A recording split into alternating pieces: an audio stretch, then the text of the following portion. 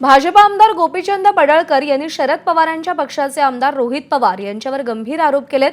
2021 साली सोलापूरमध्ये आपल्या गाडीवर जो हल्ला झाला होता तो रोहित पवारांनी घडवून आणला होता। एवढंच नाही तर रोहित पवारांकडून आजही आपल्या जीवाला धोका आहे असा आरोप पडळकर यांनी केलाय। पडळकरांसोबत आज माधव देवकाते नावाची व्यक्ती होती।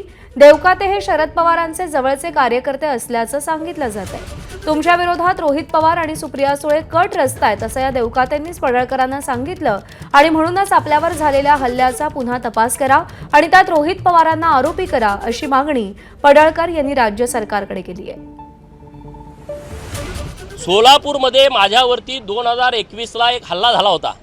माझ्या गाडीवरती दगड टाकला होता आणि त्याच्या छातीवरती शरद पवारांचा टॅटू होता। हे तुम्हाला प्रकरण सगळ्याला माहीत आहे आणि हे सगळं प्रकरण रोहित पवारांनी केलं होतं।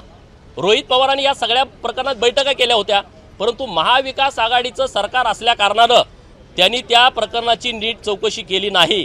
हा एक सहकारी आहे, हा शरद पवारांचा जवळचा कार्यकर्ता आहे। ह्या त्या सगळ्या प्रक्रियेतला एक भाग होता। हा मला 1-1.5 वर्षापूर्वी येऊन भेटला की रोहित पवार तुमच्या विरोधामध्ये असं षडयंत्र करतोय, पण मी काय म्हटलं जाऊ दे, तो विषय त्यांचा असेल। ह्या काय असा तसा नुसता फॅन नाही आहे, त्याच्या छातीवरती शरद पवारांचा गोंधन आहे, टॅटू आहे।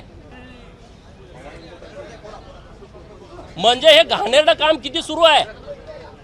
आणि म्हणून राज्याचे मुख्यमंत्री माननीय देवाभाऊंच्याकडे माझी विनंती आहे की या महादेव देवकातेंच्या बरोबर यांचं स्टेटमेंट घेऊन रोहित पवाराला माझ्या गाडीवरती जो हल्ला झाला 2021 ला त्या हल्ल्याचा त्या घटनेचा फेर तपास करून रोहित पवाराला त्या घटनेमध्ये आरोपी केला पाहिजे। एबीपी माझा, उघडा डोळे बघा नीट।